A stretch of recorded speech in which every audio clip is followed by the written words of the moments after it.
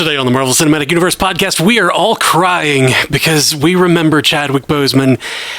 Black Panther, Wakanda Forever has come out, and we are going to talk about it. Welcome to the Marvel Cinematic Universe podcast. My name is Matthew Carroll. And I'm Jeff Randall. And I'm Ashley Coffin. Hello, my friends. It's good to be with you all. It's been too long. Let's mourn together. I know. Yeah. I know.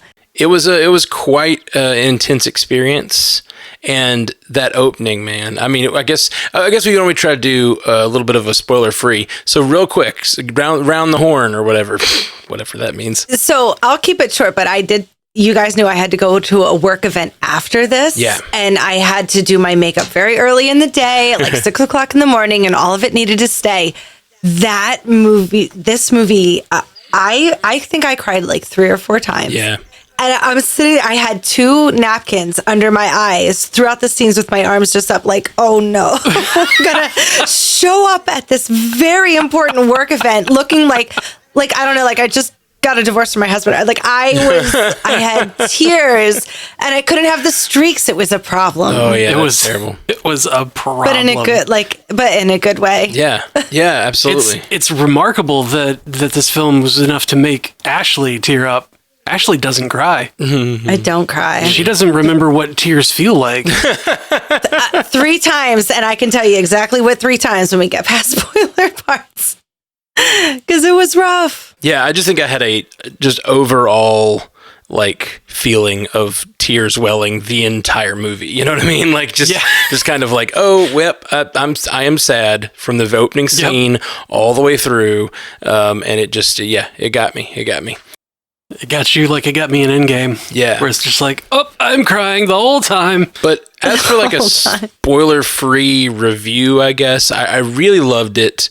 And it is light on the Marvel spectacle, which I appreciated. It feels very much like a character story. And it feels very focused and very character building. The entire movie is character building. And it really is like... And I hope Angela Bassett's okay.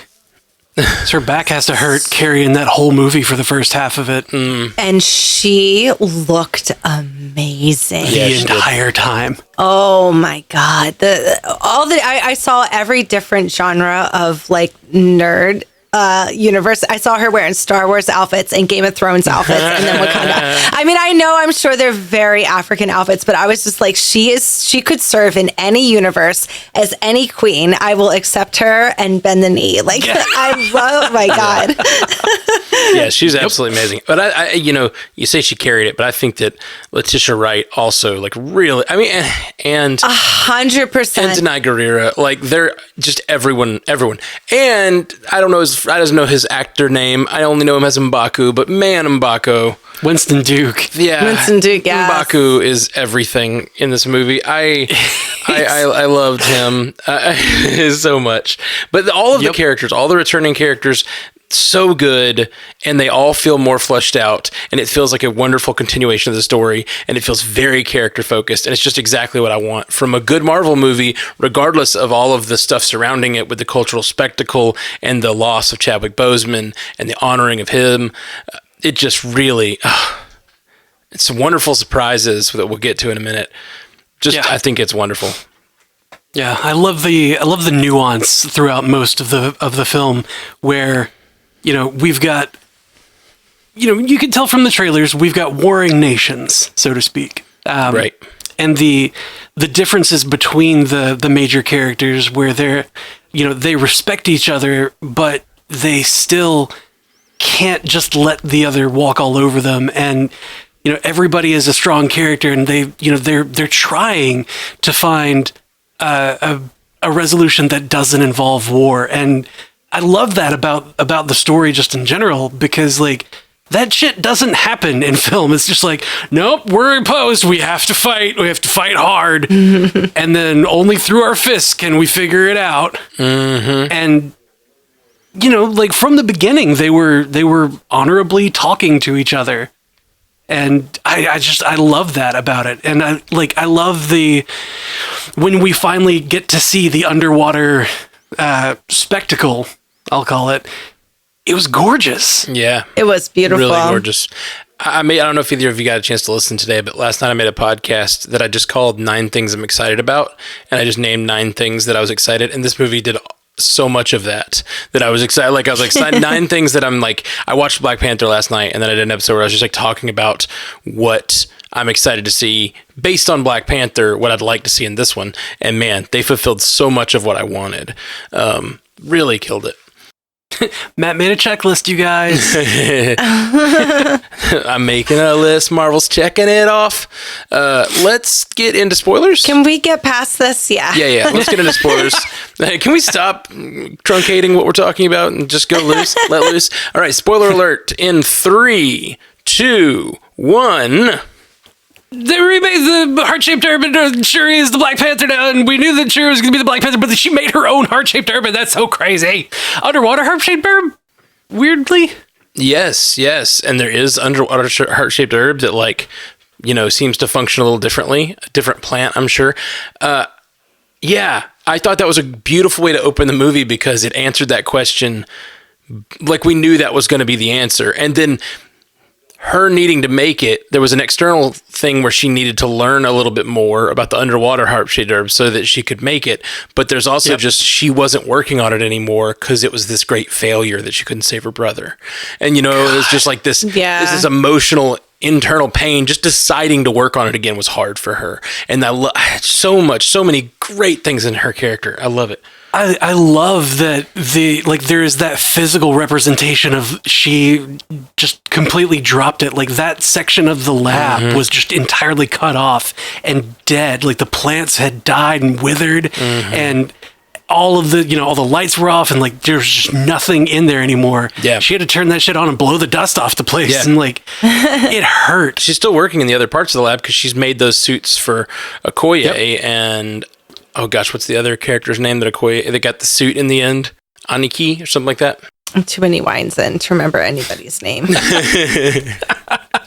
But we had talked for a really long time about how they were going to address what happened. And I honestly think that this was the most beautiful way to do it. It was very realistic for what happened to him. And I really thought that was kind of not hoping, but I didn't want it to be anything else besides something that involved himself, like no outside factor coming in or it being something, that we didn't want to see, but we don't want to see any of it. But it was really beautifully done. And I don't know, I guess after everything, it was hard to watch, but it was also beautiful at the same time. Yeah. It was kind of cathartic. Like I feel like after that, like we can it's kind of like when we had to let Tony Stark go and be like, it's okay, the rest of these characters can carry the Marvel Cinematic Universe for us.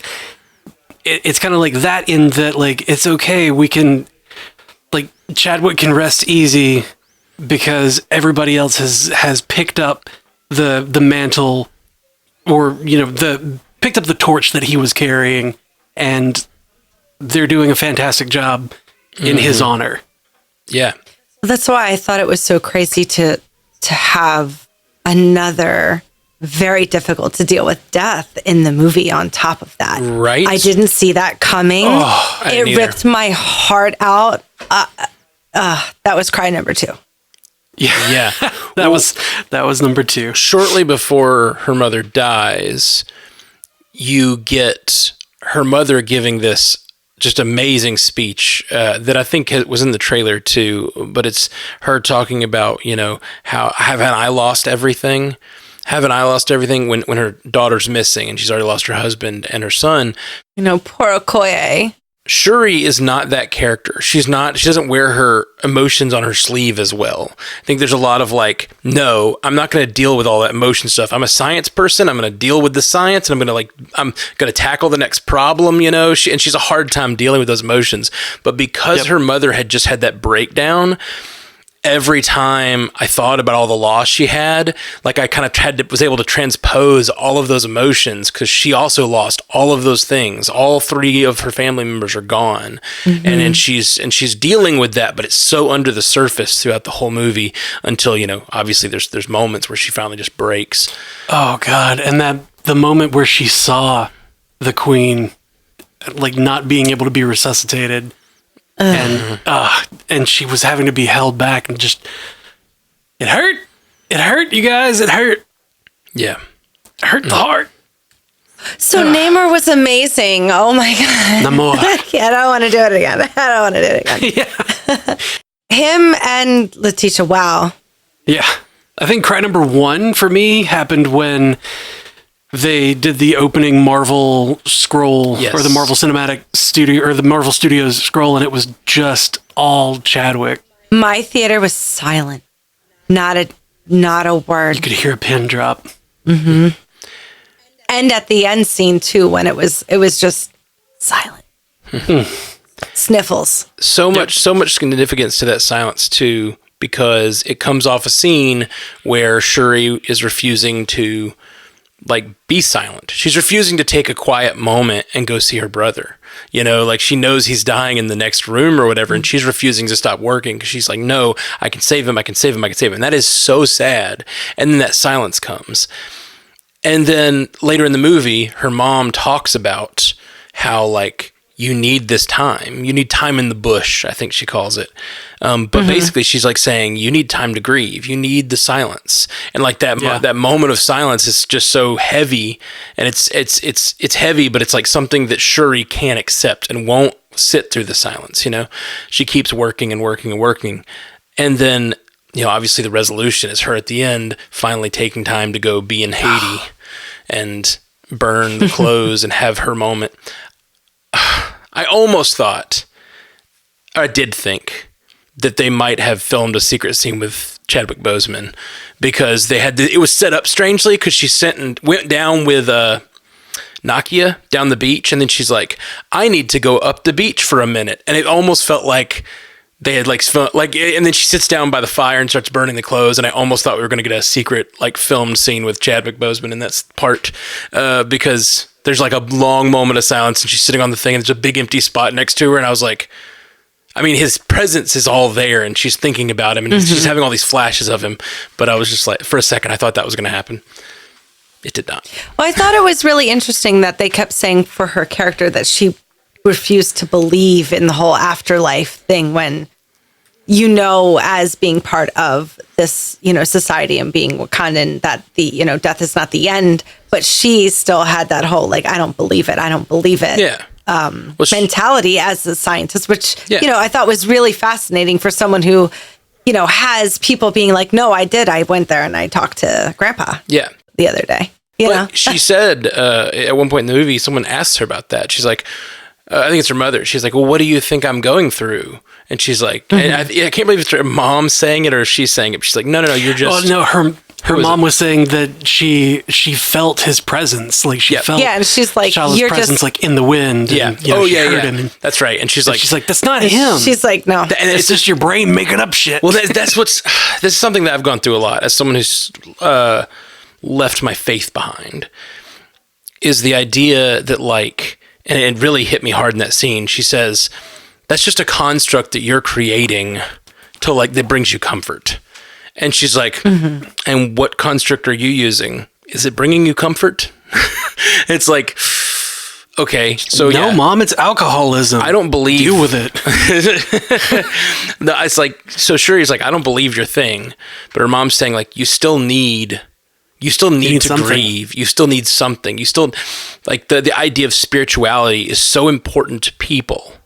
And then if you decide you don't believe a certain kind or you don't believe in a certain thing, it's still important to have those moments of reflection and the quiet time and the, like, the meaning, discovering what's meaningful to you. Like, all that stuff is so important to our purpose in life, even if we don't believe in a specific, you know, mythology, as it were. And I love that we get Shuri with that very strong, like, I'm not religious, I don't believe in that, paired up against Namor, who to his people is the winged serpent god. Yeah.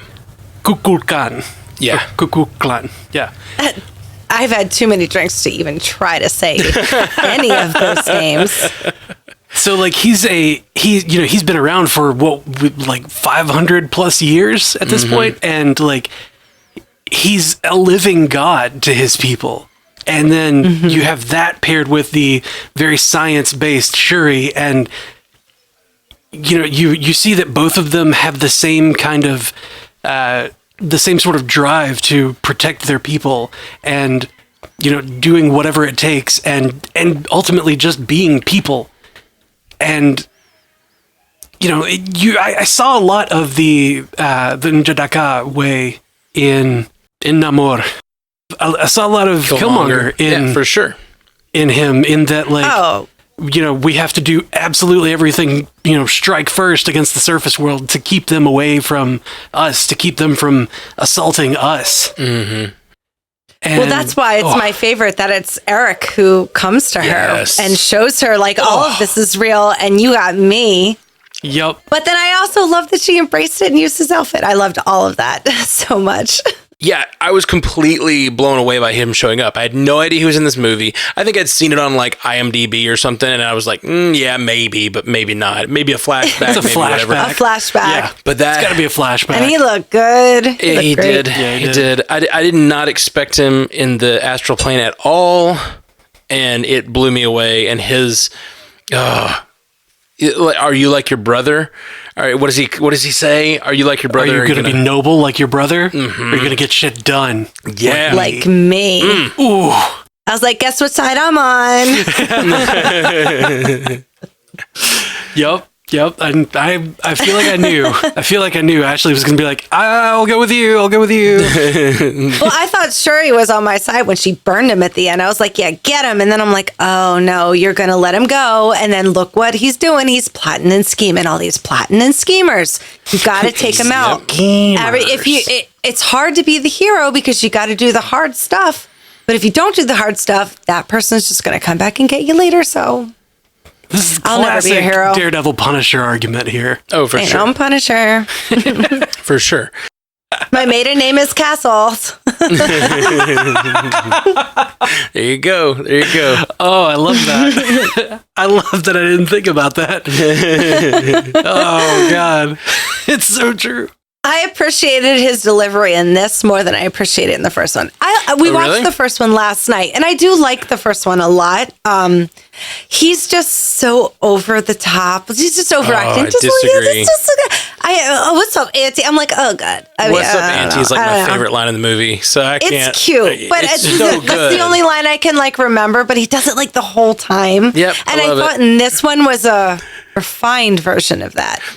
Well, in this one, it was just a little sample of it. Well, he was straight up being the devil on her shoulder. You know what I mean? So it's it makes sense that he's going all out and being full on Al Pacino devil, because he was straight up being come be evil like me, be like me, the bad guy from the first movie. You remember? I was the bad guy. I loved how just absolutely pragmatic he was, though. He was like, no, don't put that shit on me. That wasn't me. That was all on that side of this argument. He's not wrong. Oh, he's not wrong. And he said, because of me, where would those people have been? What about that girl that, what would Wakanda have done for that girl that you went out there to save? Nothing. Wakanda would have done nothing before he did. Specifically before says, he was there. T'Chaka would have just killed her. Oh my God, T'Chaka would have just killed her. And he's so right. He loves throwing that up. Oh my God, he's so right. No, he's not a fan of T'Chaka.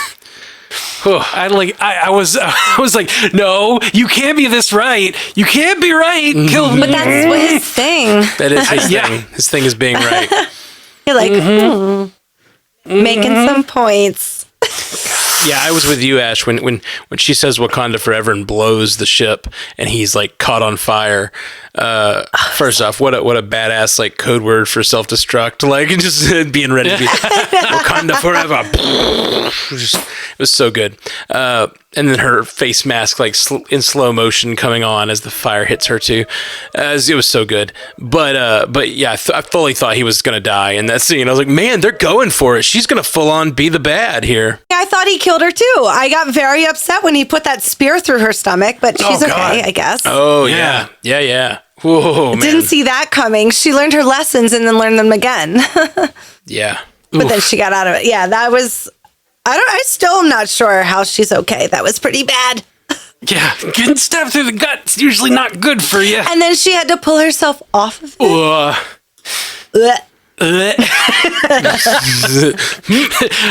Don't like that. Oh, God. Yep. Yeah, no, that was so brutal. I thought that she was taking herself and him out. Just like, cool, I recreated the heart-shaped herb. Nakia saw me do it, so she can recreate it. Or I had Riri there, I had Nakia there. They can redo it if need be. All the research is in the lab. I just got to take this guy out. I was like, holy shit, they're going for it. I'm like, they're going to kill everybody. They've killed everybody off of them. Like, what?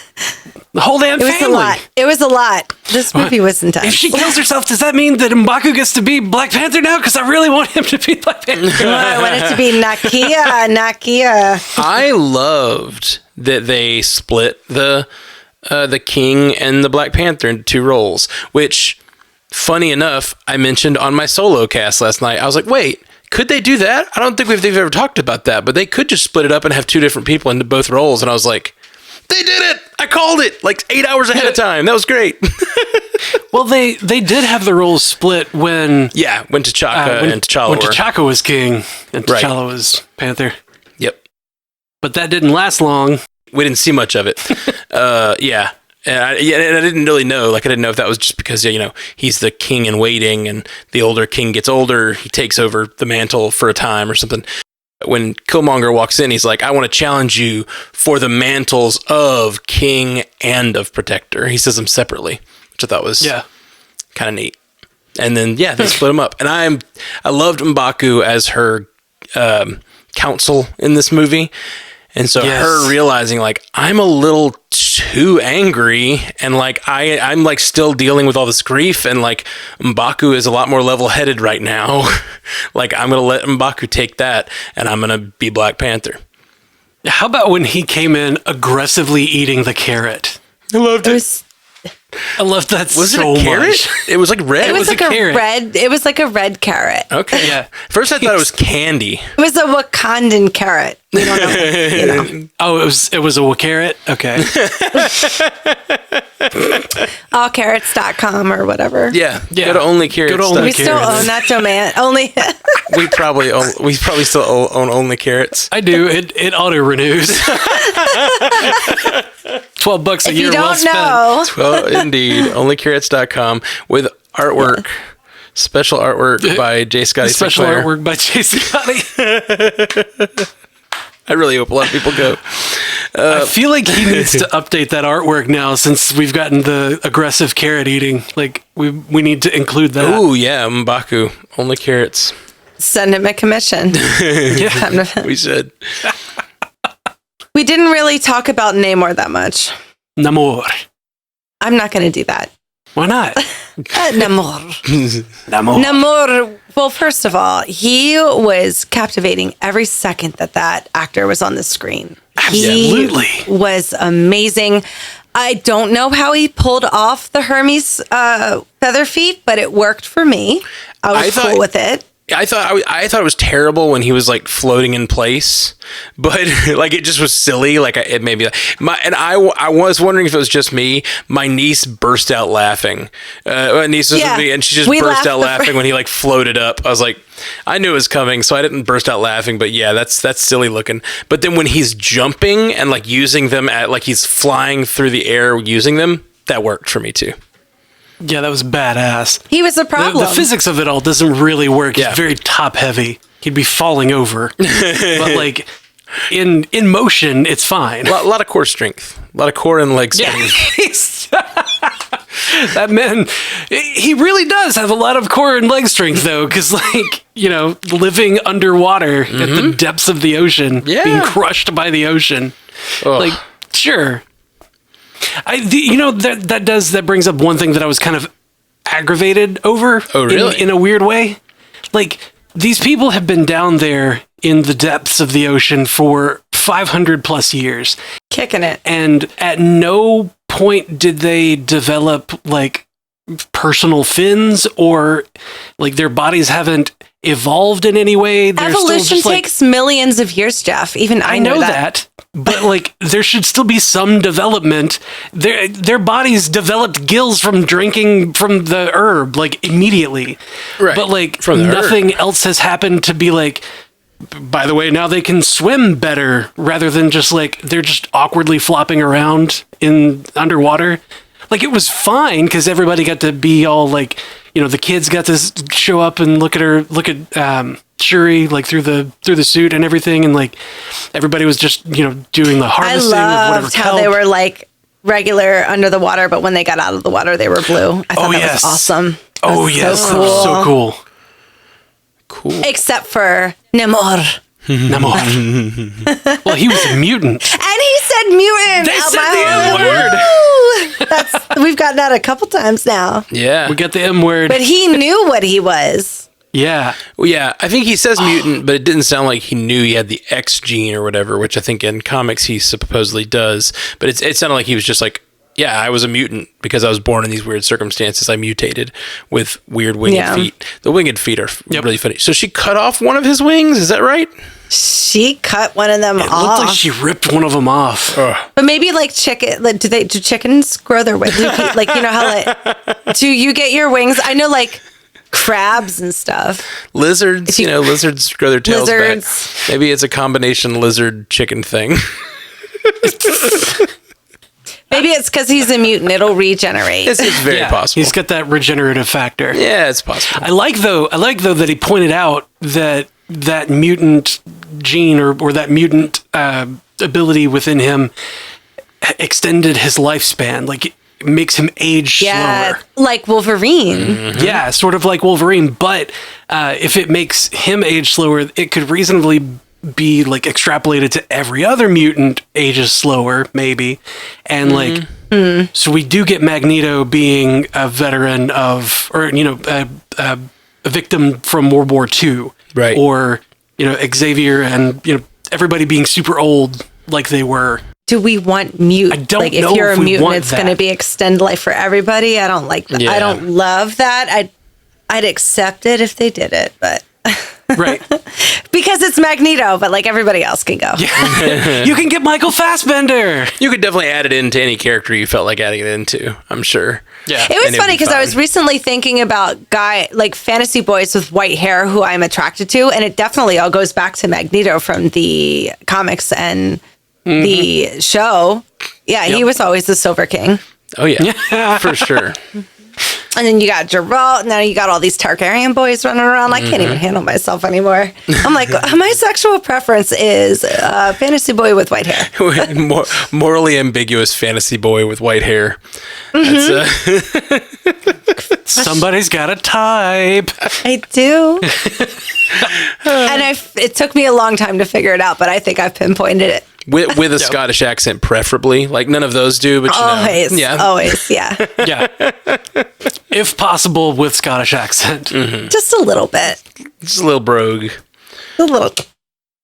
Oh, we didn't talk about Riri Williams. We have to before we go. Yeah. Oh my God. I mean, the actress was amazing. I thought that the humor in this really was perfect for how somber so much of the movie was. I thought that they really nailed the humor moments, like the dorm room scene with Okoye and Shuri and everyone. Like, she was so funny. Shuri and Okoye were so good together. There's such a good little duo, being so different, and like them standing by the car talking about whether they need to go in or not and who needs to go in is so good. And then she's like, I need subtlety. And she's like, I can be subtle. Like, no, so good. Not actually though. And she's like, is it the makeup? She's like, no, you look fine. You look great. And then Riri's like, you gotta worry about how you're looking out here. That's really good. And then they had the argument. I told you. No, you look good. Well, as a cosmetologist, like when she was like, it's your ashy ass head, I was like, I died.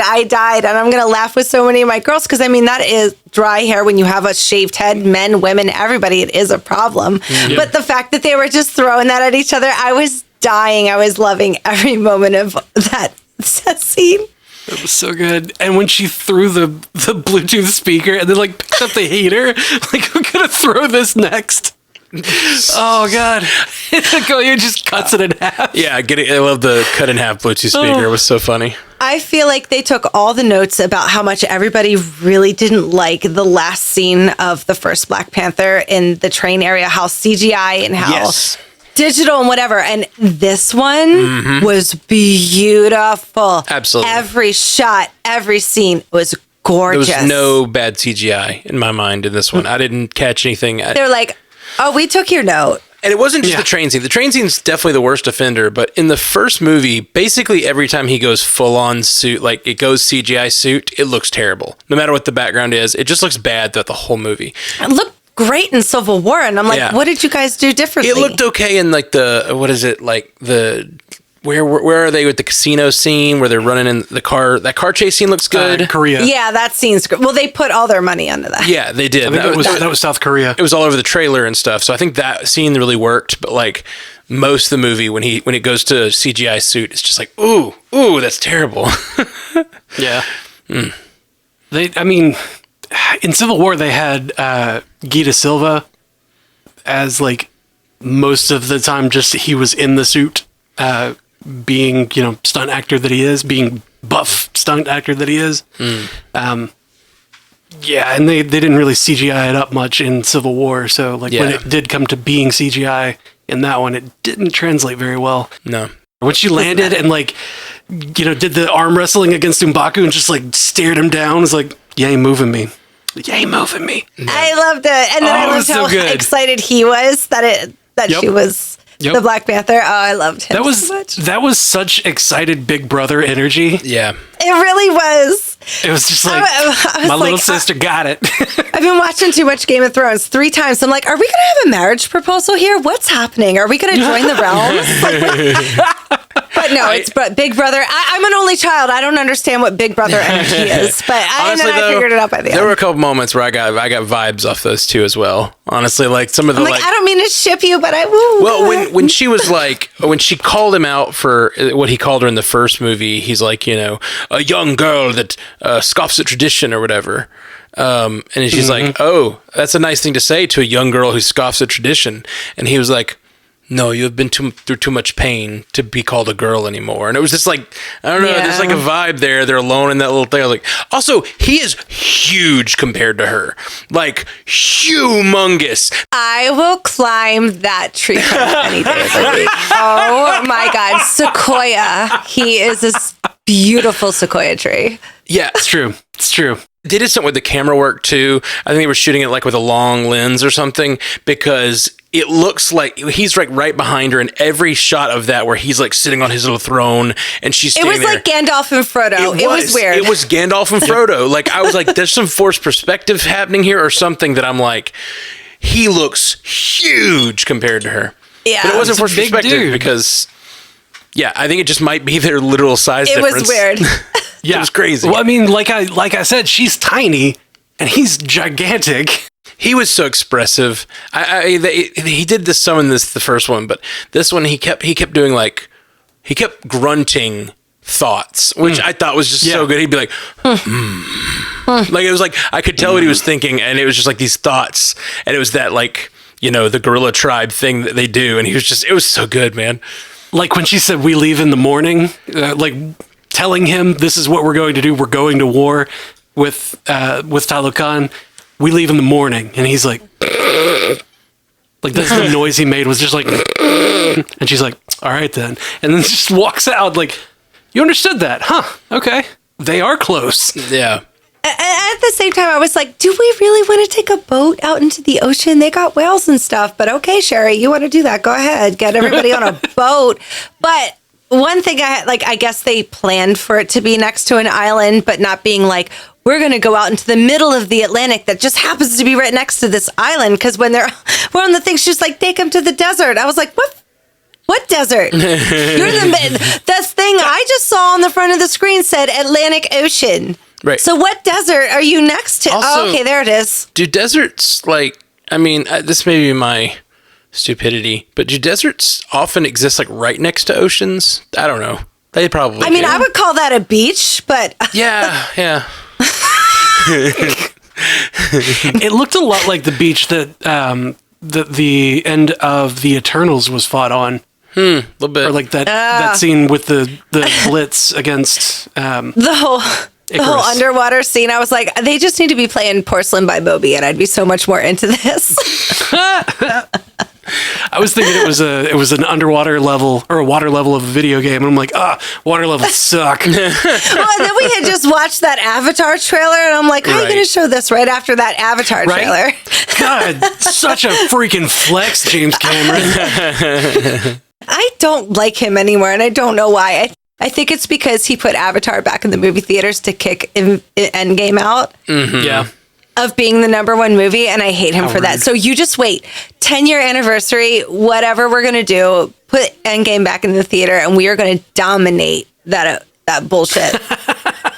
I'm putting a call out now. Avengers Assemble. Avengers Assemble. We know that Feige listens, so 10-year anniversary of Endgame. Let's do this. Oh, yeah. Come on, Feige bot. Yeah. Let's see. We got a few people wrote in the chat. You want to see what those say? I do. I also just, while you're doing that, I want to talk about the music because Ludwig Göransson, I'm going to, yeah. So he did all the music for Mando, and he did the music for the first one. And there were a couple scenes in this, specifically with the Dora Milaje, that just like took my breath away. And the one was the beginning fight with them when they took down the agents coming in. And then the other one was when they jumped up on the side of the boat and came down, like them coming down to face off with, the ocean people. Oh, God. And the way the music, I was just like, thank you very much. I'm so sorry, ocean people. Sorry for any ocean people I have offended. Before you send your tweet, I was just like, this is everything I came here for. This movie was just a lot of women just dominating, and I could not get over it. That fight on the side of the boat with the Dora Milaje on, like, hanging on the ropes, and Shuri jumping between them and like hanging onto the side of it, and like the perspective being, tilted like from their perspective. Oh my God, that gave me like strong Spider-Man 2 vibes, like the side of the building fight. Yeah. Well, and we have seen Wakanda getting its ass handed to them for 2 hours and 25 minutes. Like, and that's unusual for what we see from Wakanda. Right. So to finally, they're like, oh, we brought it. We're in the middle of the ocean and we're coming here now. Wakanda forever. Eat, bleep, bleep, bleep. Like Eat a spear. Even in this case, they're so overwhelmed by the numbers that they like close in on them, and there's 12 people left of all the army they brought at the end. Like they lost a lot of their soldiers on that ship, which was kind of crazy. So when they were cheering at the end, we all were like, "There's like 10 of you left." Yeah, goodness. Yeah, right. I lost a lot of good folks out there. And then when Shuri and Namor show back up, and he's like, we're going to stop fighting. I kind of expected them to be like, but why though? Yeah, his sister was pissed. Namora was not happy about that. Was but upset. long game, he's playing the long game because he's a little shifty. He knew it. Well, he's doing the vampire You can't thing. trust anyone that good looking. He's doing the vampire thing. Or I bring you this beautiful jade bracelet. Yeah. This is a 500-year-old artifact that belonged to my mother. mother's. I'm like, Here girl, you go. I'm just going to give it away. It's weird. But okay. They had some chemistry, though. I like that, too. Yeah, a little bit. Push and pull. I was thinking that one, maybe. She's like 22. He's 570. Classic. Like I said, he's doing the vampire thing. Don't be ageism. Don't be Don't be ageism. ageist. Don't be the concept of ageism. Yeah, I like that one better. Don't be ageism. Okay, well, over on the chat in Twitch, Waterfall Angel says, so I know so far they haven't made Thaddeus and Everett Ross related, but what if they do? What if Thaddeus is Val's ex-father-in-law, and that's their extra connection for the Thunderbolts? We haven't even talked about Everett Ross's appearance in this. Exactly. I don't know about all that, but the fact that Valentina was in here, and then they were saying the Atlanteans, or not Atlanteans, isn't that DC? I'm so sorry. Talakon. They were like, in the comics it was Atlantis, but this one they changed it was the name in the to- comics. It really to messes Talakon. me up. Don't do that, Marvel. But Namor's like, they're going to come for us. And I'm like, oh my God, is it going to be the Thunderbolts? Like, is it going to be Valentina's team? Ooh. Oh, wow. How crazy would that have been if they introduced the Thunderbolts now? Like, they can't. Well, they brought Valentina in. Yeah. Oh, yeah. The concept is there. And I think, like, it's all swimming around, getting ready for it. But yeah, just the idea that, yeah, indeed. Just the idea that Everett and Valentina are exes is, like, kind of a crazy thing. Yeah. I loved that. Didn't see that coming. We didn't know she was director of the CIA when we met her, right? Like, maybe she wasn't at that point. Yeah, I mean, she might not have been, but like she was just, you know, a person representing an entity, and we were like, what does that mean? And then now it's like, oh, she's director of the CIA. Yeah, okay, so she is the director of the CIA. I know he called her director. I wasn't sure if it was of the CIA, actually, but I guess that makes sense since he is. I was just I don't know 100% either. Jeff proceeds. I thought it could be director of something else, and he just calling her director as their title. But it could. But director of being awesome, because she's amazing. I love her so much. She's pretty great. She's pretty great. Oh man, I love when he answers the phone to scare her off, and he's like, "Hey, honey, sweetie pie." And she's like, "I'm out." She's like, "Ugh." She's like, "Ooh, gross, gross." After they're an 8-hour car ride with your ex-wife or husband. Yeah, that was fun. Seems that was so funny. But I did go to the bathroom once. Did it show him getting arrested or caught, or did we just cut to him being arrested? She was at his house and Damn it. was like, that what must about have been the when beads? I went to the lav. She's like, what about the beads? He's like, what do you mean? Those anal beads I got you last Christmas? That's what I would have said. That's not what she said? That's not what they said, no. Oh, how unrealistic. Oh, okay. What did she say? That one was for you. I believed you. What the hell I knew you would for? like that one. No, she's like, what about the beads? He's like, I don't know what you're talking about. And she's like, come on, I had them bugged before you ever got there. I knew that you would grab them. Like, you've been talking to the queen. And he's like, oh, well, they saved my life. I owe them everything. They're good people. Mm-hmm. And oh God, when he says, can you stop and imagine what they would do or like what they could be doing if they were the only country with vibranium in the world? Yeah. Imagine what the US would be doing if they were the only ones with vibranium. She's like, I dream of it every day. Yeah, she's like, vibranium hard on. Exactly. Yeah, she wants it bad. Wants that vibranium. She wants the vibranium D. No. Can we talk about the like? Can we talk about the grandpas on the porch of it all? When M'Baku and his other Jabari guys were like standing on the side of the building, just like, or I guess it was on a bridge, and they were just like watching as people were coming and going. They're like just chatting with each other and like, oh yeah, Nakia saved the princess. Bet the queen's gonna reward her with a lifetime ban. And they were like, got him. Because I was very upset about what, like, I understand I would just want to call her Renata, but that's not it. Okay. No, the queen. The queen, being upset, Ramonda, about what happened, but like to do that to Okoye was extreme, and I hated it. Yeah. Oh yeah, I completely agree. I hated it. Oh, but I kind of agree with her though. Like you. When this pretender to the throne showed up and you stood by the laws and traditions and well, she was told she was harboring that she was just waiting to drop that on top of everything. Yeah, but when someone's that loyal and gives you their whole life like that, you gotta think, everybody's gone, you gotta keep your family close. Chosen family. You could have stopped Shuri from going with her. You say like, I said it was a bad idea, but you agree. You didn't like actually tell her not to do it, So like, you're just as responsible. Could she really though have stopped Shuri from going? Well, maybe not. But if she had said no and then they did it anyway, that would be a reason. You know what I mean? Like if she had actually said, and that would to me, that would make that scene work a little better. If she'd been like, no, you may not leave, and then they'd snuck her out or something. That scene would have made a little more like direct sense to me. Yeah. Agreed.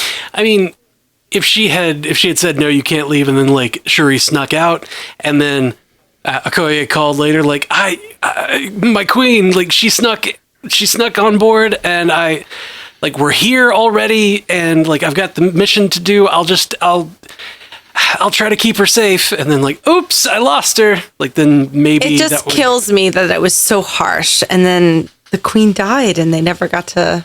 She never got to get the good. Yeah. She never got into good graces. It's sad.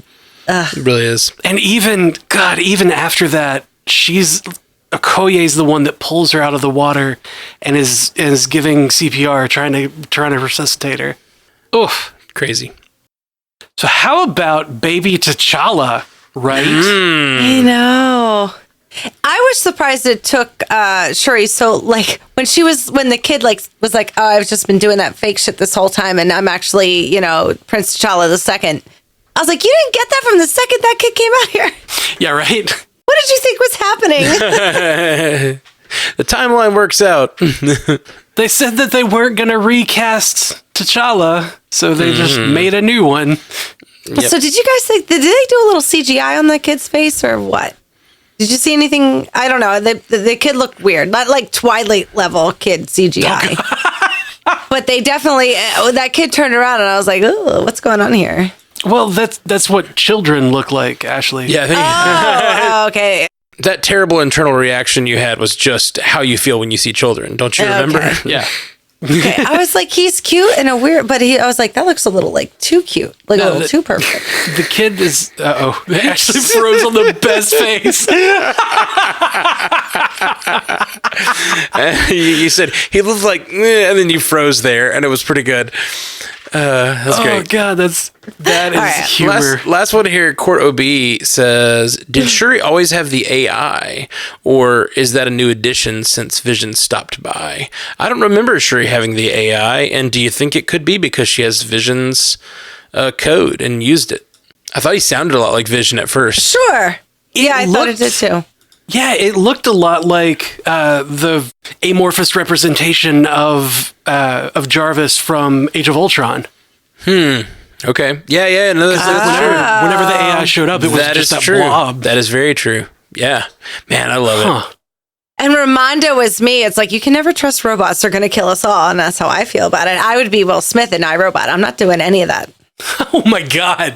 What a callback. I love She knows it. what's up. Well, how does Shuri not? Like, what about Ultron? You know what I mean? Like, she's like, no, it does whatever I say. And like, no, wait, hold on. Did you not know about Sokovia and all that stuff? You know? Maybe not. Wakanda wasn't really involved. They were like, It's a major world event. Just because they live in the mountains means they don't have access to books? damn, those idiots. I would have just rewired the hard drive or whatever. That wouldn't have even happened. Oh, yeah. Tony Stark, that idiot. What an idiot. She has the same pride that she thinks she has like control over her AIs, and like that I think will lead to problems maybe in the future because she clearly didn't pay any attention to in Ultron class. In Ultron class. I love though that she's like, it does whatever I tell it to, and then like immediately the AI is like, I think maybe you should take this call, and she's like, I think you should shut the fuck up. That's exactly how I talk to my Alexa.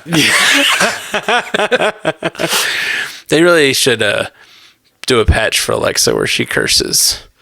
Just like adds in random curse words here and there. That'd be really good. But no, I don't think she had the AI in the first one. I don't remember that. And I watched it last night. I'm pretty sure she had AI, but not with the voice. So I think that is a new thing. Yeah, no, it wasn't like let's talk to Jarvis kind of stuff. Yeah, and connecting it with the visual you mentioned, Jeff, that's a really good thought. And I think you're right. I think that's probably part Jarvis code. So, were you guys looking super hard in the background in the MIT scene for Ned and or MJ? I was not. I thought I was looking. Nope. I was thinking, oh, we're at MIT. They might be there, but I wasn't like scouring the backgrounds. I was so distracted from what was happening in the foreground when like she walks up to that dude and is like, you forgot to Venmo me. I'm like, where? There's nothing else going on here. Flash Gordon, where are you? Yeah, like, no sleep till Boston. Like, where is he? You blonde son of a bitch. I wonder though, with young T'Challa Jr., I wonder if that T'Challa might be the one that they pair up with Aurora Monroe. Oh, a Storm. That would be rad, and it could work out time-wise. Well, that kid's 5, so it has to be 20 years, 15 years from then. Right. Yeah, I mean, that kid's like 6 or 7 or so. I think that kid looked could like be... he was 4. I don't know. No, it's definitely not 4. He looked like he needed someone to like do everything for him. Honestly, I thought the actor looked a little too old. Like, I think they said he was 5. I think she said she left Wakanda 5 years ago. So I'm assuming. Well, it would have been right before the snap, I guess. Right, exactly. So this had to have been pretty close to after the snap, because they said 5 years ago when you left Wakanda. So I'm guessing she was pregnant when T'Challa was snapped. I mean, obviously, she was pregnant when T'Challa was snapped. So, because she couldn't have happened afterwards. So I was like, my theory is... This is all I have left of him. Oh, gosh. Gross. Ash is like, stop. Don't like that. So, yeah. I don't know. But he looked older to me than 5. He looked like... So even if 7. he's like 6 or 7, to start having relationships, I guess you're like 16. Yeah, it would have to be 10 years from now or so. Yeah, it'll be a while. And I don't want to wait that long for the X-Men. I'm sorry. No, well, that's the thing, though. You could get early X-Men, or you could start with like a first class type situation or whatever, and then move into the more 90s X-Men in 20 years or 10 years, Just depends on how long it takes. I don't want to wait either, but I also don't want them to rush it. I also don't want a whole child cast. I'm not into that. No. I'm talking about if they started with like Beast and Ice. I mean, they did the first class thing, but they've just recently done that, so I don't think they're going to go there. We're just going to have to wait and see. It's interesting. Like, where are they going to go with the mutant thing? Because like they did the theme in Miss Marvel. Yep. They specifically said the word mutant in this one. Yeah. I mean, and then She-Hulk specifically talked about, when are we getting the X-Men? And like gave us the thumbs up. Mm-hmm. So like, when are we getting the X-Men? Like, I'm going to be 50. It's coming, I'm sure. Okay. So, guys, I guess that's about all for this episode. We'll definitely be talking about this more. If you found the cast your first time, we're the Marvel Cinematic Universe podcast. We literally talk about Marvel every week. We cover all the shows, all the movies, and also lots of feedback. So if you enjoyed the show, please write in mcucast@gmail.com. We'll be doing lots of Black Panther episodes of what all you guys thought of the movie, because I know that we'll have a lot more to say. All right. Well, thanks, guys. We'll be back soon. Peace. Until next time, true believers. Wakanda forever. Wakanda forever! Bombay! Bombay! Bye-bye! Thank you for joining us for the Marvel Cinematic Universe podcast. Available everywhere you get podcasts, and now a video version streaming live on twitch.tv/strandedpandatv and available at youtube.com/strandedpanda. And if you'd like to learn more about all of our other podcasts, geeky projects, and ways to support the network, visit strandedpanda.com.